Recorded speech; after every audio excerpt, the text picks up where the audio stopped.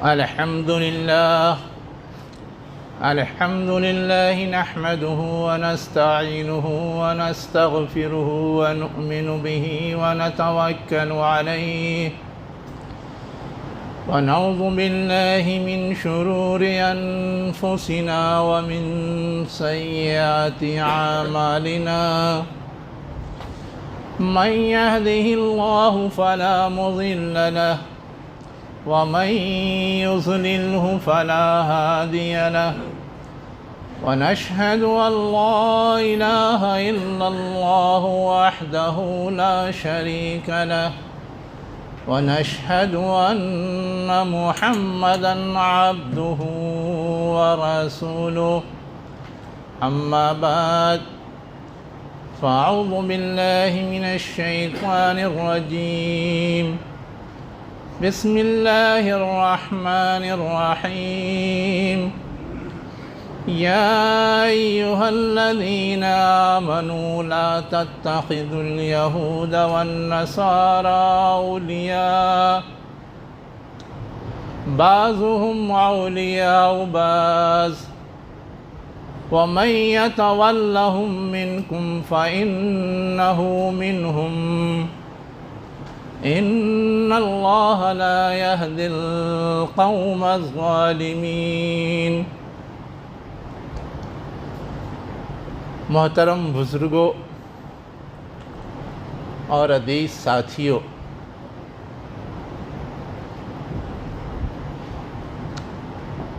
آج کل امت مسلمہ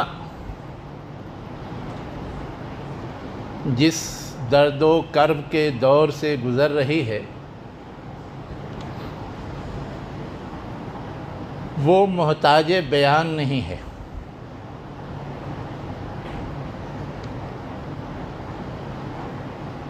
قبلہ اول خطرے کی زد پر ہے اور وہاں آباد اہل ایمان طرح طرح کی پریشانیوں سے دوچار ہیں۔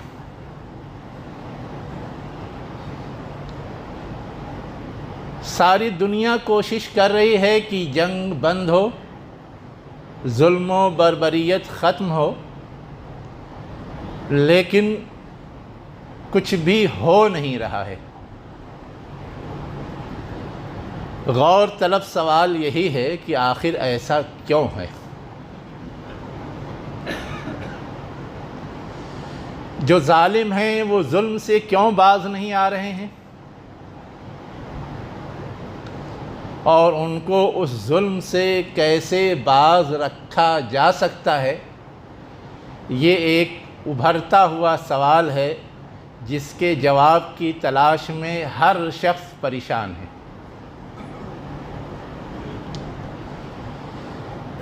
سب سے پہلی بات جو سمجھنے کی ہے کہ ظالم کے اندر اتنی ظلم، اتنی بربریت، اتنی شدت، اتنی شقاوت کہاں سے آئی کہ ہر اپیل، ہر درخواست، ہر کوشش کو وہ رد کر رہے ہیں؟ جب تک ہم یہ بات نہیں سمجھیں گے اس وقت تک ہم اس کا سبب بھی نہیں سمجھ سکتے۔ جس طرح ہمارے یہاں ایک اونچی ذات پائی جاتی ہے، ان کی ایک مذہبی کتاب ہے جسے وید کہا جاتا ہے، اور اسی طرح اس کی قانونی تشریح ہے جو منوسمرتی کے نام سے جانی جاتی ہے، ویسے ہی ان ظالموں کے پاس جو اللہ کی بھیجی ہوئی کتاب توریت تھی وہ اپنی اصل شکل میں موجود نہیں۔ اس کے اندر انہوں نے منمانی تعویلیں اور تحریفیں کی ہیں، اور جو ان کی خواہش اور تمنائیں ہیں اس کو اس کے اندر گھسیڑ دیا ہے، داخل کر دیا ہے، اور بعد میں جو ان کے بگڑے علماء سو تھے، احبار و رہبان تھے، انہوں نے منوسمرتی ہی کی طرح ایک تشریحی کتاب تالمود کے نام سے تیار کی، جسے وہ پڑھتے پڑھاتے ہیں اور جسے اسی طرح اہمیت دی جاتی ہے جیسے یہاں منوسمرتی کو اہمیت دی جاتی ہے۔ اصلاً یہ ذہن وہاں سے بگڑا ہے، اصلاً یہ ذہن وہاں سے خراب ہوا ہے۔ قرآن نے تو اصولی اشارات کیے، کہا کہ یہ بنی اسرائیل وہ ہیں جو اپنے آپ کو اللہ کا چہیتا اور بیٹا سمجھتے ہیں، اور اس میں ایک قدم آگے بڑھ کر کے انہوں نے جو تشریح کی ہے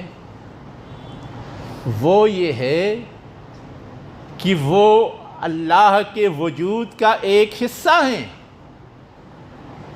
اور فرشتوں سے بھی افضل ہیں، جو تالمود کے اندر لکھا ہوا ہے، اور اللہ سے اسی خصوصی نسبت کی وجہ سے یہ زمین اور اس زمین پہ پائی جانے والی ہر چیز ان کی ملکیت ہے۔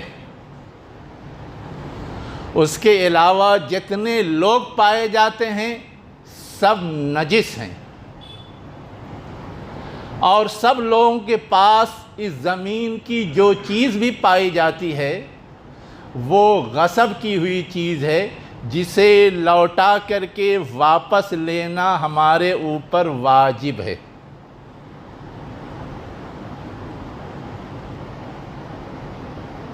ان کی شریعت میں زنا، سود، فحاشی ہر چیز حرام تھی، لیکن اس کو کیا رنگ دیا ہے انہوں نے؟ یہود آپس میں یہ حرکت نہیں کریں گے، یہودی یہودیہ سے زناکاری نہیں کرے گا، یہودی یہودی سے سود نہیں لے گا، یہودی یہودی کا قتل نہیں کرے گا، لیکن جو غیر یہودی ہیں ان کے ساتھ یہ ساری حرکتیں روا ہیں، یہ ساری حرکتیں درست ہیں۔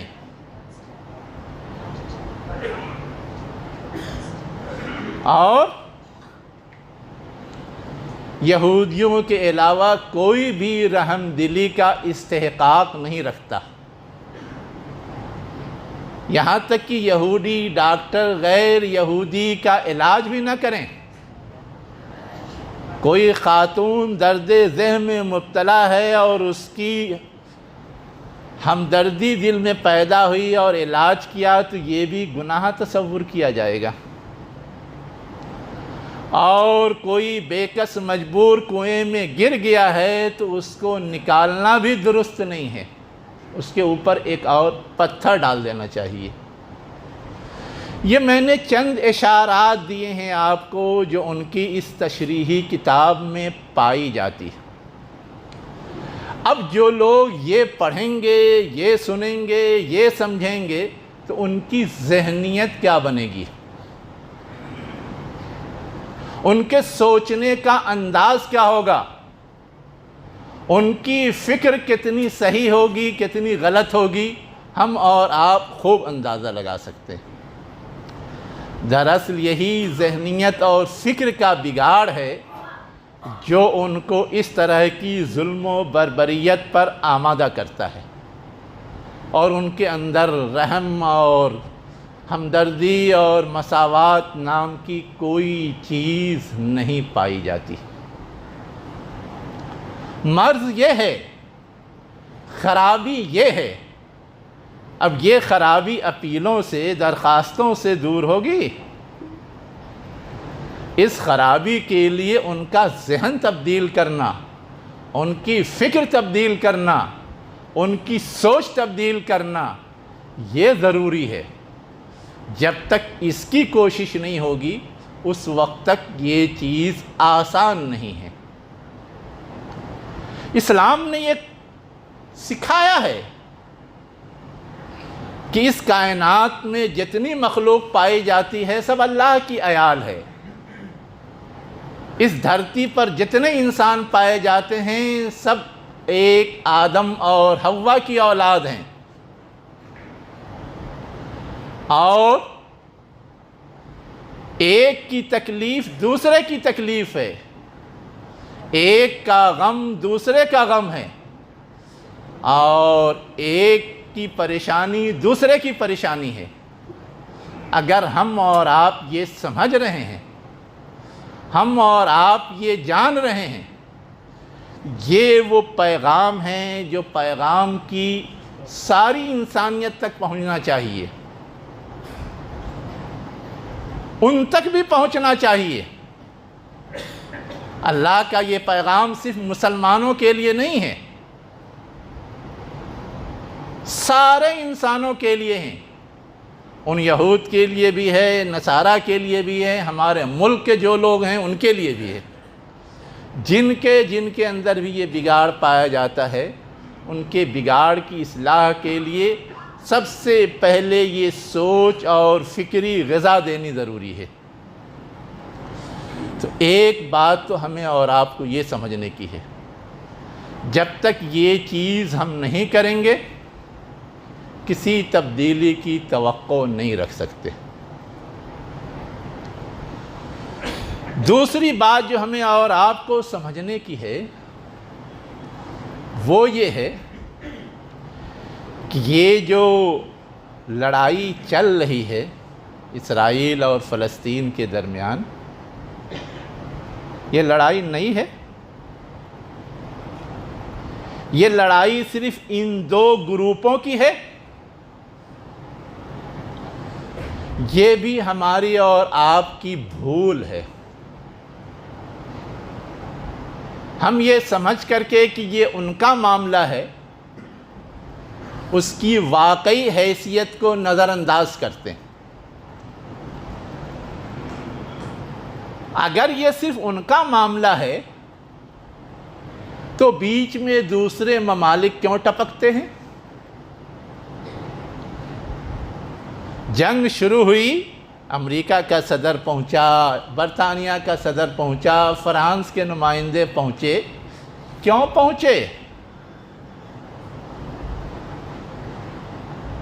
ان کو کیا لینا دینا تھا؟ دو ملک تھے، دو آبادیاں تھیں، جھگڑ گئی، وہ اپنا مسئلہ حل کرتے۔ لیکن پوری تاریخ یہ بتاتی ہے کہ اسرائیل کی پشت پناہی یہ سارے لوگ پہلے دن سے کرتے رہے ہیں،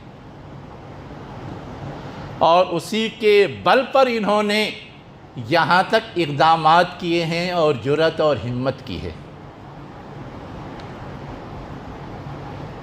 جب تک ان کی پشت پناہی نہیں حاصل تھی اس وقت تک وہ ہمت نہیں کر سکے تھے۔ وہ وقت کون سا تھا؟ جب ہماری اور آپ کی ایک متحدہ حکومت خلافت عثمانیہ کے نام سے پائی جاتی تھی۔ اس وقت تک کسی کو ہمت نہیں ہوئی، درخواستیں گزاری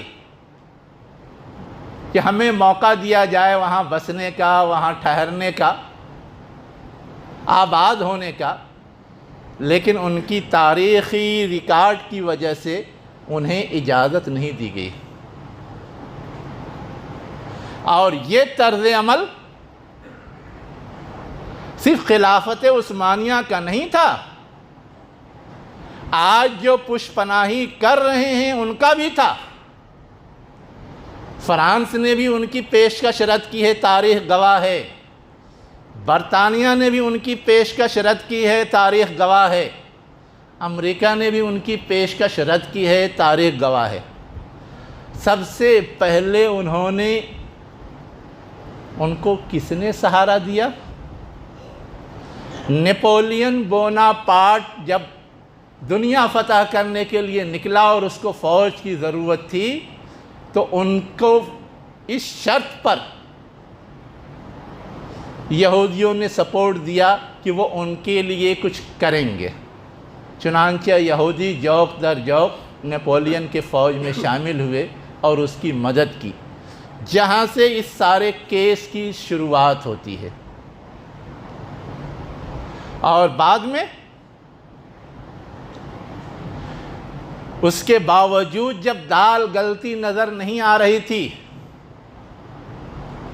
تو ان ساری طاقتوں نے جنگ عظیم اول اور دوم میں اپنی کمزوریوں کو چھپانے کے لیے اور اپنے مدد اور سپورٹ کے لیے اس کھیل میں شریک ہونا شروع کیا، اور اس کے لیے سب سے پہلے خلافت عثمانیہ کو نشانہ بنایا۔ اس کو توڑنے اور جو ایک وسیع مملکت تھی اس کو چھوٹے چھوٹے عرب ملکوں میں تقسیم کر کے کمزور کرنے کی کوشش کی، اور اس کی آڑ میں پھر انہوں نے اسرائیل کو وہاں آباد کرنے کی کوشش کی۔ اس پوری تاریخ سے ہم کو کیا سمجھ میں آتا ہے کہ ان سب نے اپنے اپنے مفادات کے تحت اس کی پشت پناہی کی ہے اور مسلمانوں اور اہل ایمان کو نقصان پہنچانے کی کوشش کی۔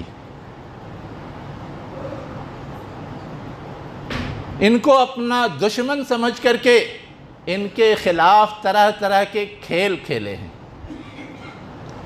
اور آج بھی آپ کے علم کے لیے بتاتا ہوں کہ شروع میں اپنا وعدہ پورا کرنے کے لیے ان ملکوں نے پیشکش کی تھی کہ افریقہ میں تم اپنا ملک قائم کر لو، آسٹریلیا میں اپنا ملک بنا لو۔ ساری پیشکشیں انہوں نے رد کی، اور کہاں لا کر کے بنایا؟ فلسطین کے اندر۔ فلسطین وہ مقام ہے جو یورپ، افریقہ اور ایشیا تینوں کا سینٹر پلیس ہے، اور یہاں سے ساری مسلم آبادی کے درمیان کھیل کھیلنے کا آسانی سے چانس اور موقع مل سکتا ہے۔ اس لیے انہوں نے یہاں ساری کوشش کی۔ آج بھی جب بائیڈن امریکہ سے لوٹ کے گیا ہے تو اپنی کیبنٹ کے اندر اس نے یہ تجویز پیش کی ہے کہ مجھے $100 کروڑ اضافی دفاعی بجٹ کی ضرورت ہے۔ اور کس لیے؟ حماس اور پوتین جیسے دشمن کو مٹانے کے لیے۔ یہاں لڑائی چھڑی ہوئی تھی تو سمجھ میں آتی ہے بات، لیکن روس کے صدر پوتین کا نام لینے کا کیا مطلب ہے کہ اس لڑائی کو وہ صرف لوکل لڑائی کے تناظر میں نہیں دیکھ رہے ہیں، اس لڑائی کو وہ اپنے اپنے پاور، اپنی اپنی قوت اور اپنے اپنے دوست اور دشمن کے نگاہوں سے دیکھ رہے ہیں۔ کون ہمارا ہے، کون غیر ہے، کس سے نمٹنا ہے، کس سے نہیں نمٹنا ہے۔ میں نے یہ قصہ صرف آپ کے سامنے اس لیے سنایا ہے کہ جس طرح انہوں نے یہ صورتحال پیدا کرنے کے لیے اتنی لمبی منصوبہ بندی کی، اور اس طرح ایک امت کو توڑ توڑ کر کے خانوں میں بانٹ کر کے اپنا مقصد حاصل کرنے کی کوشش کی ہے۔ اب اگر ہمیں اور آپ کو اس کا جواب دینا ہے اور اپنی کھوئی ہوئی چیز حاصل کرنی ہے تو ہمیں بھی اتنی ہی لمبی منصوبہ بندی بھی کرنی پڑے گی، اور ہمیں پھر ویسے ہی متحد ہونا پڑے گا جیسے پہلے ہم تھے۔ اس کے بغیر یہ جنگ اپنے انجام کو پہنچنے والی نہیں ہے۔ ہم اور آپ دیکھ رہے ہیں اتنے دن بیت گئے، اتنی کوششیں ہوئیں، لیکن کوئی بھی جوں سر پہ رینگتی ہوئی نظر نہیں آ رہی ہے۔ لیکن ابھی آپ اپنی ایک متحدہ قوت بنائیں، اس قوت کو مجتمع کر کے اپنی کوشش شروع کریں،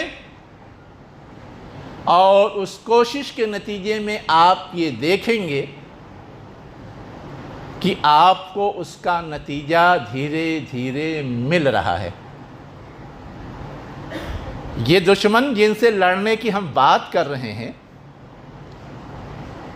ان کے پاس یہ ریاست پہلے تو نہیں تھی، پوری دنیا میں بکھرے ہوئے تھے، منصوبہ بنا کر کے انہوں نے ان کو یکجا کیا ہے۔ ہم متحد تھے جو ہم منتشر ہو گئے۔ آج بھی اگر ہم متحد ہو جائیں تو ہماری وہ قوت بحال ہو جائے گی جس کا مقابلہ کرنا کسی کے بس کا روگ نہیں ہوگا۔ میں یہ بات اس لیے بھی سنا رہا ہوں کہ الحمدللہ موجودہ صورتحال کے تناظر میں ذہنی طور پہ پوری امت ایک خیال کی ہو گئی ہے۔ البتہ جو امت کے حکمرانی کی نمائندگی کرنے والے لوگ ہیں وہ اپنے اپنے مفادات کے تحت ابھی ایک نہیں ہوئے ہیں، اب وہ بڑی آسانی سے ہوں گے بھی نہیں۔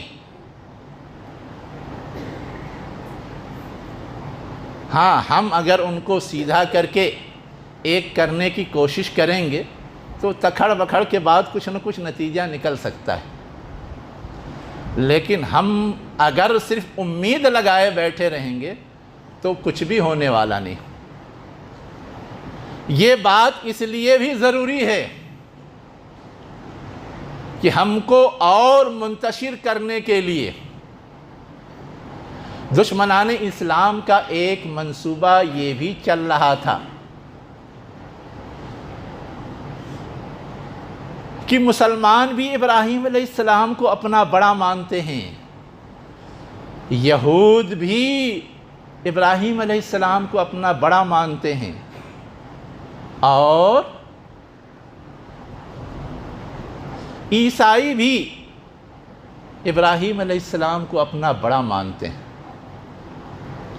یہ سارے جو بڑے بڑے مذاہب ہیں بڑا مانتے ہیں، تو ان سب کا ایک کوریڈور بننا چاہیے، کوئی متحدہ پلیٹ فارم بننا چاہیے،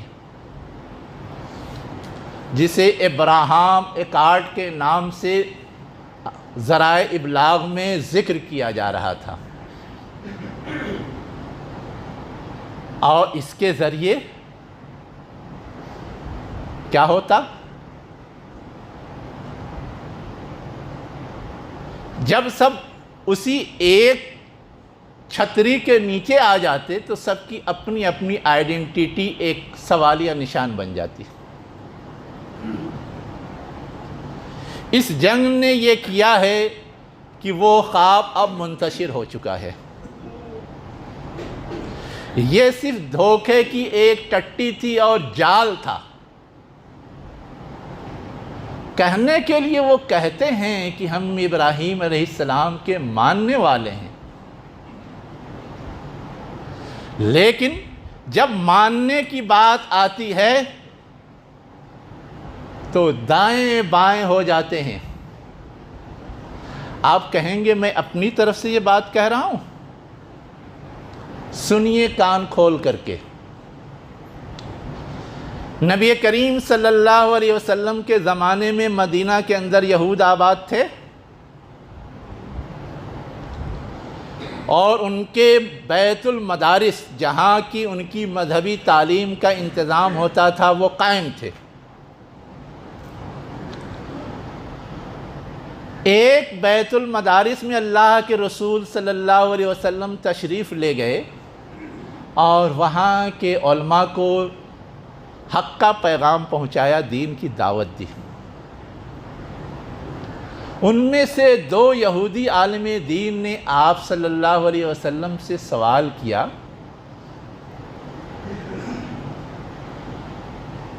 کہ آپ کس کے دین پر ہیں؟ اللہ کے رسول صلی اللہ علیہ وسلم نے کہا علی دین خلیل ہی، اللہ کے جو خلیل تھے ان کے دین پر، اشارہ ابراہیم علیہ السلام کی طرف تھا۔ تو ان دونوں یہودی عالم نے کہا کہ ابراہیم علیہ السلام تو یہودی تھے، تو گویا آپ کو بھی یہودی ہونا چاہیے، آپ الگ سے پھر کون سی بات کر رہے ہیں؟ اللہ کے رسول صلی اللہ علیہ وسلم نے کہا اچھا تمہاری جو مذہبی کتاب ہے توریت، ذرا وہ لے کر کے آؤ۔ جب اللہ کے رسول نے یہ مطالبہ کر دیا کہ تم اپنی مذہبی کتاب توریت لے کر کے آؤ، تو پھر دائیں بائیں کنی کاٹنے لگے اور معذرت کر کے الگ ہو گئے۔ اس وقت یہ حال تھا، اور آج ابراہیم ایکارڈ کی بات کی جاتی ہے۔ یہ سب دھوکے کی ٹٹی ہے، ہمیں اور آپ کو اس چیز کو بھی سمجھنے کی ضرورت ہے۔ ایک تیسری بات جس کی طرف میں اشارہ کرنا ضروری سمجھتا ہوں، وہ یہ ہے کہ انسان اس دنیا کو دنیا کی حیثیت سے دیکھتا ہے، اور یہ دیکھتا ہے کہ دنیا میں جو کچھ ہوتا ہے اسباب اور وسائل کے ذریعے ہوتا ہے۔ اب اسباب اور وسائل تو دنیا کی ان بڑے بڑے سپر پاور کے پاس ہے، ان کا مقابلہ کون کر سکتا ہے؟ ان سے کون جیت سکتا ہے؟ جب تک کہ ہم اتنے وسائل کے مالک نہ ہو جائیں، اتنے اسباب نہ فراہم کرنے۔ لیکن یہ بھی ہمارا اور آپ کا غلط خیال ہے۔ حقیقت کی دنیا میں ایسا نہیں ہے۔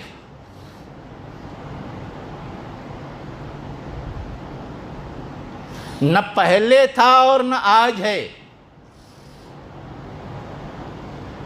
یہ تاریخ بہت پرانی نہیں ہوئی کہ امریکہ جیسا سپر پاور ویتنام سے ہار کر کے واپس ہوا، افغانستان سے ہار کر کے واپس ہوا، کیوبا سے ہار کر کے واپس ہوا، روس جیسی سپر پاور افغانستان سے ہار کر کے واپس ہوئی۔ یہ تاریخ پرانی نہیں ہے۔ اور میں تاریخ کا ایک اشارہ آپ کو دیتا ہوں، غور کیجئے گا۔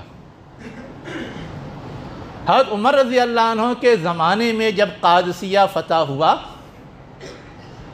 اور وہاں کا سپہ سالار ہرمزان گرفتار کر کے حضرت عمر رضی اللہ عنہ کے پاس لایا گیا، تو عمر رضی اللہ عنہ نے ایک چبھتا ہوا سوال اس سے کیا۔ کیا چبھتا ہوا سوال کیا؟ سوال یہ تھا کہ تمہاری تاریخ یہ بتاتی ہے کہ تم ہمیشہ عرب قبائل سے لڑتے رہے ہو اور کبھی تم نے شکست نہیں کھائی، ہمیشہ عرب قبائل کو شکست دی تھی، اور انہی عرب قبائل پہ مشتمل یہ ہماری فوج آج تمہارے اوپر حملہ آور ہوئی تو تم اسے شکست نہیں دے سکے، ہار گئے۔ آخر اس کی کیا وجہ ہے؟ کیا خیال ہے آپ کا؟ کیا جواب دیا ہوگا اس سپہ سالار نے؟ اس سپہ سالار نے کہا کہ آج سے پہلے جو جنگیں ہوتی تھی اس وقت عرب قبائل اپنی طاقت کے بل پہ ہم سے لڑنے آتے تھے، اور ہم بھی اپنی طاقت کے بل پہ ان سے لڑتے تھے۔ ہماری طاقت ان سے زیادہ تھی، اس لیے ہمیشہ ہم جیت جاتے تھے۔ لیکن آج جو لوگ ہمارے مقابلے میں لڑنے کے لیے آئے تھے وہ اپنے بل پہ لڑنے کے لیے نہیں آئے تھے، ان کے ساتھ ان کا خدا بھی تھا، جس کے بھروسے اور جس پر اعتماد کر کے، جس پہ توکل کر کے وہ لڑنے کے لیے آئے تھے۔ اس کی وجہ سے جو حوصلہ اور جذبہ ان کے اندر پایا جاتا تھا، ہم اس حوصلے اور جذبے سے محروم تھے، اس لیے ہم ہار گئے اور آپ لوگ جیت گئے۔ تو جنگیں ہمیشہ صرف وسائل اور اسباب سے نہیں ہوتے، جنگوں کے پیچھے اصلاً جذبہ، حوصلہ، ہمت اور جرأت اپنا کام کرتی ہے۔ ہمیں اور آپ کو اس حقیقت کو بھی سمجھنے کی ضرورت ہے۔ تاریخ یہ بتاتی ہے کہ جب بھی ایسا ہوا کہ جرأت، ہمت، حوصلے اور اللہ پہ بھروسے کے ساتھ دشمنوں کا مقابلہ کیا گیا تو دشمن کبھی بھی کامیاب نہیں ہوا۔ ہمیں اور آپ کو اپنے ذہنوں سے یہ غلط فہمی نکال دینی چاہیے۔ ایک آخری جملہ اور میں کہنا چاہتا ہوں، وہ آخری جملہ یہ ہے کہ ایک سوال ہمارے درمیان رہ کر کے ابھرتا رہتا ہے۔ آپ کہہ رہے ہیں امت کو متحد ہونا چاہیے، امت متحد ہوگی کیسے؟ امت تو بکھری ہوئی ہے، منتشر ہے۔ تفصیل سے تو میں کبھی اور آپ کو بتاؤں گا کیسے متحد ہوگی، لیکن صرف ایک بات میں بتا کے جانا چاہتا ہوں کہ امت کا ہر فرد اگر یہ طے کر لے کہ مجھے للہ کوئی بھی کام انجام دینا ہے تو اس کے متحد ہونے میں دیر نہیں لگے گی۔ جس دن یہ طے کر لے گی، اور یہ ایشو یا اس طرح کے مسائل یہ ہمارے اور آپ کے روزمرہ کی زندگی میں پرسنل فائدہ پہنچانے والی چیز نہیں ہے، یہ سارا درد ہم اور آپ اللہ سے محبت کی وجہ سے محسوس کر رہے ہیں۔ بس اس محبت کو اور مضبوط کر کے للہ قربانی کے لیے کھڑے ہو جائیں، امت کے متحد ہونے میں دیر نہیں لگے گی۔ باقی اور کیا راستے ہو سکتے ہیں انشاءاللہ پھر میں کبھی آپ کو بتاؤں گا۔ میں نے جو شروع میں آیت پڑھی تھی، اللہ کے رسول نے انہی چیزوں کی طرف اشارہ کرتے ہوئے ہمیں یہ ہدایت کی تھی، اے وہ لوگوں جو ایمان لائے ہو، یہود اور نصارہ کو دوست نہ بناؤ، وہ باہم ایک دوسرے کے دوست ہیں، تم میں سے اگر کوئی ان کو دوست بنائے گا تو وہ انہی میں سے شمار ہوگا، اور اللہ ایسے ظالم قوم کو کبھی ہدایت نہیں دیتا۔ وآخر دعوانا ان الحمدللہ رب العالمین۔